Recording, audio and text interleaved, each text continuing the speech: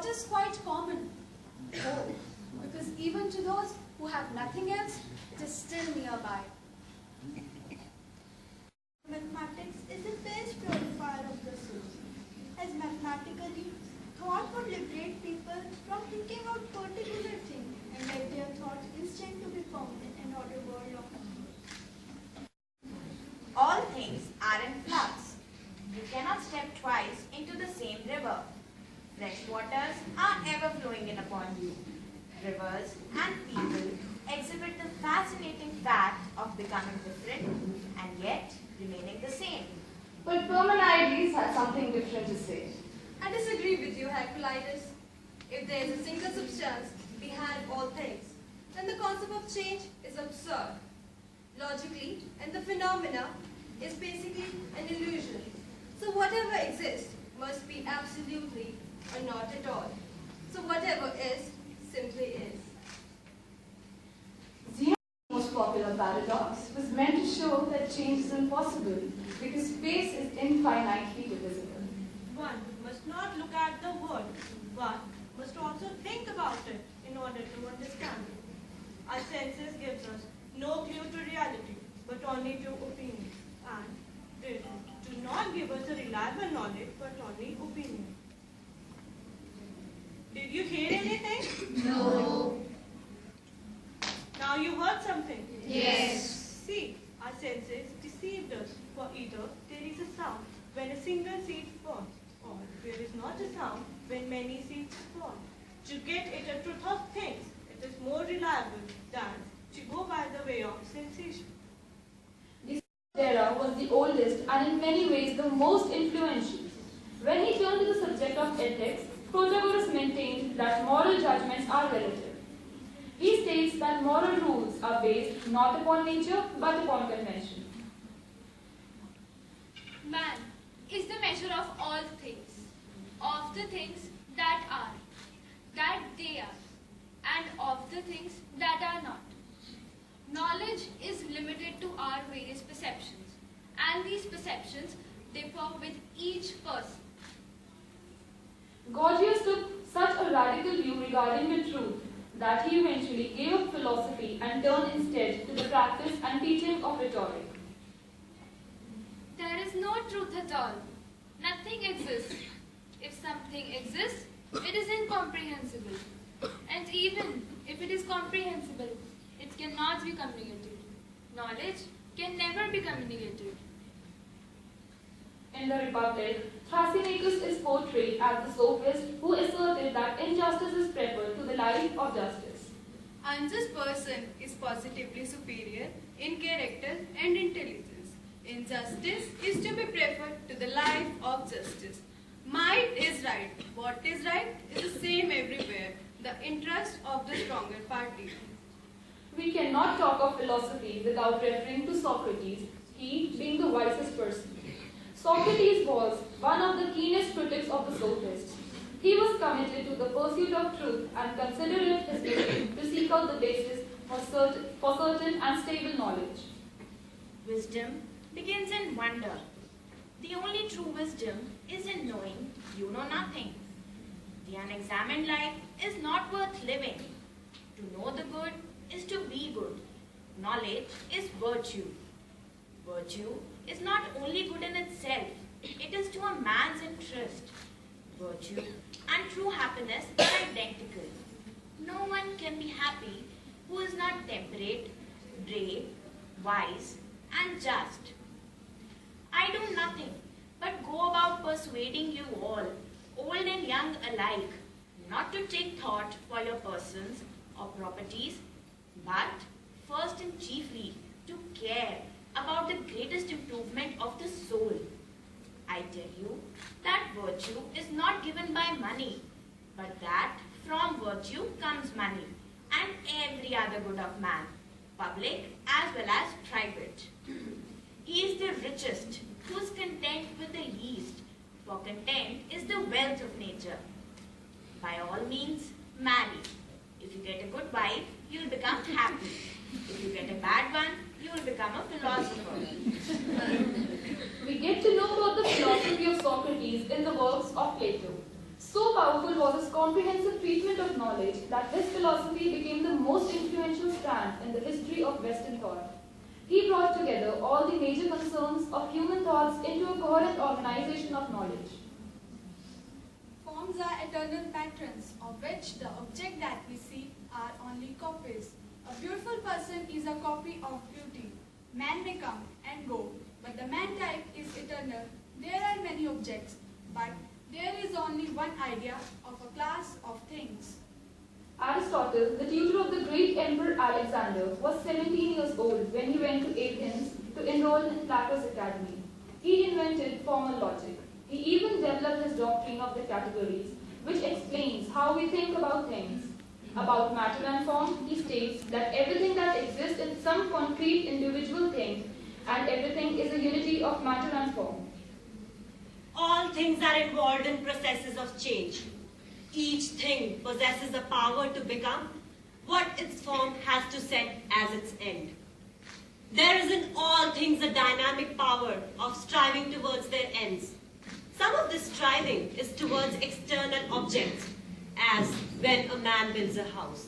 But there is also the striving to achieve ends that pertains no one's internal nature, as when one fulfills one's nature by the act of thinking. Human actions should aim at its proper end. Everywhere people aim at pleasure, wealth, and honor, but none of their ends. That thing which is always desirable and never for the sake of something else. Happiness is the end. Rationalism is the view that regards reason as the chief source and test of knowledge. More formally, rationalism is defined as a theory in which the criteria of truth is not sensory but intellectual and deductive. Our first philosopher, Descartes, usually called the father of modern philosophy, was concerned chiefly with the problem of intellectual certainty. He insisted upon the necessity of method, upon systematic and orderly thinking. All that is up to the present time I have accepted as true and certain. I have learned either through the senses or from the senses. But these senses are deceptive.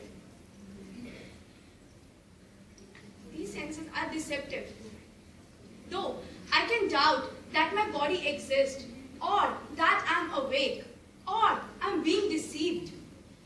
But it is sometimes proved to me that, and that I think, therefore I am. I think, therefore I am. Spinoza was the greatest of Jewish philosophers. His originality of mind is suggested by his expulsion from Synagogue of Amsterdam for his unorthodox views. He thought that we can achieve exact knowledge or reality by following methods of geometry. About God, Spinoza offered a strikingly unique conception, saying that God and nature are two interchangeable words. Whatever is in God. Nothing can exist or can be conceived without God. God, I understand to be a being, absolutely infinite, that is a substance consisting of infinite attributes, each of which expresses eternal and infinite states. Gottfried Wilhelm Leibniz occupies a prominent place in the history of mathematics and philosophy. He developed calculus and his mathematical notation has been used widely. In philosophy, Leibniz is most noted for his optimism, that is, his conclusion that our universe is, in a restricted sense, the best possible one that God could have created. Substances are monads. Matter is not the primary ingredient of things, but monads constitute the essential substance of things. Empiricism is a theory which states that knowledge comes only or primarily from sensory experience. It emphasizes the role of experience and evidence, especially sensory experience, in the formation of ideas over the notion or innate ideas or tradition. John Locke set out to inquire into the origin, certainty, and extent of human knowledge. It is obvious that if John Locke is going to say that all his ideas come from experience, he must reject the theory of innateness. He assumed that knowledge could be explained by discovering raw materials out of which it was made. Plato and the rationalists say that the mind comes into the world already in possession of certain innate ideas. On the contrary, we are born with a perfectly blank intellect. At birth, the mind is a tabula rasa, an absolutely blank sheet of paper. We come by all our ideas from experiences. One of these thinking substances, God is eternal and infinite, and we created and finite. George Berkeley's startling and provocative formula was that to be is to be perceived. He was perfectly aware of the potential nonsense involved in this formula, for he says, "Let it not be said that I take away existence. I only declare the meaning of words so far as I comprehend it." To be is to be perceived. Nothing exists without perceiving or being perceived. Mind and their ideas, that is all there to existence. Reality constitutes of immaterial thinking substances, their ideas, thoughts, and experiences. David Hume took the genuinely empirical elements in the philosophy of Locke and Berkeley and gave empiricism its clearest and most rigorous formulation. He wanted to build a science of man, to study the human nature by using the method of physical science. All we see is one event following another. Objects are not necessarily connected, but the ideas are connected in our mind by association. The association is the result of habit. Immanuel Kant was a German philosopher who is widely considered to be a central figure of modern philosophy.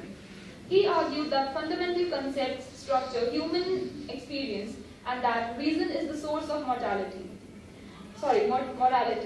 His thought continues to have a major influence in contemporary thought, especially in the field of metaphysics, epistemology, ethics, political philosophy, and aesthetics. The only good thing in the world is a good will. Act only according to that maxim by which you can at the same time will that it should become a universal law. Like rationalism and empiricism, existentialism is a term that belongs to intellectual history. Its definition is thus to some extent one of historical convenience.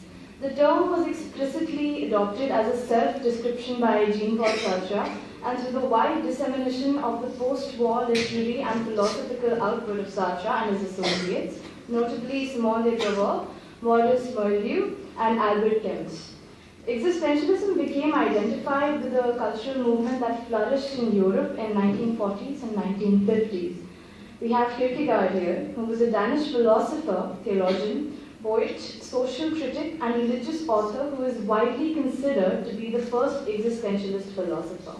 He wrote critical texts on organized religion, Christendom, morality, ethics, psychology, and philosophy of religion. Much of his philosophical work deals with the issues of how one lives as a single individual, giving priority to concrete reality over abstract thinking and highlighting the importance of personal choice and commitment. Do not wish to be a philosopher in contrast to being a man. Do not think as a thinker. Think as a living real being. Think in existence.